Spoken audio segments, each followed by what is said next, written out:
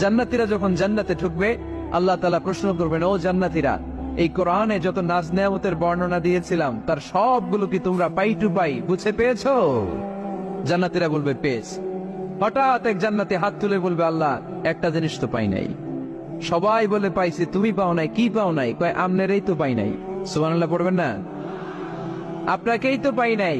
সব দেখলাম, সব খাইলাম, সব দেখলাম, কিন্তু আপনারে তো দেখলাম না। আল্লাহ তাআলা তখন বিশাল জান্নাতের এক কনফারেন্স রুমে সবাইকে বসিয়ে আল্লাহর দিদার মানুষকে দেখাবেন। আল্লাহ তাআলা তার গোপন সৌন্দর্যকে সেদিন জান্নাতীদের সামনে প্রকাশ করে দিবেন। আল্লাহর হাবিব বসবেন ওই কনফারেন্স রুমে সবার সামনে। আল্লাহর হাবিবের পেছনে বসবে অন্যান্য নবীরা, তারপরে সোহাদা, সালেহিন, আউলিয়া সবাই বসবে। ওই জান্নাতের কনফারেন্স রুমে আমরাও যেন বসার জায়গায় পাই, আল্লাহ তুমি তৌফিক দিয়ে দিও। আল্লাহ তাআলা অনেকগুলো নূরের পর্দার পেছন থেকে নূরের ঝলকানি মারবে। ওই ঝলকানি এক মুহূর্তের জন্য দিবেন। এক মুহূর্ত, কয় মুহূর্ত? 70,000 নূরের পর্দার কথা বলা হয়, এই বর্ণনাটাও দুর্বল। পর্দা আছে কিন্তু কয় হাজার জানে কে?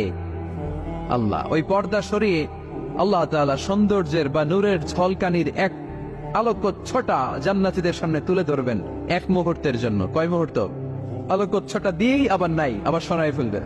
ওই এক মুহূর্ত দেখে জান্নাতীরা পাগল হয়ে যাবে, অপলক নেত্রে তাকিয়ে থাকবে। এইভাবে চোখের পলক ফেলবে না, চোখ মেলে তাকিয়ে আছে। কিন্তু সামনে কিন্তু আল্লাহর নূর আর নাই, কারণ ওইটা আসছিল কয় মুহূর্তের জন্য? এক মুহূর্ত পরে নাই। কিন্তু কি যে দেখলাম, কত 70 কোটি কোটি বছর এরকম অপলক নেত্রে জান্নাতীরা তাকিয়ে থাকবে। ইন্নাল্লাহা জামিলুন ইউহিব্বুল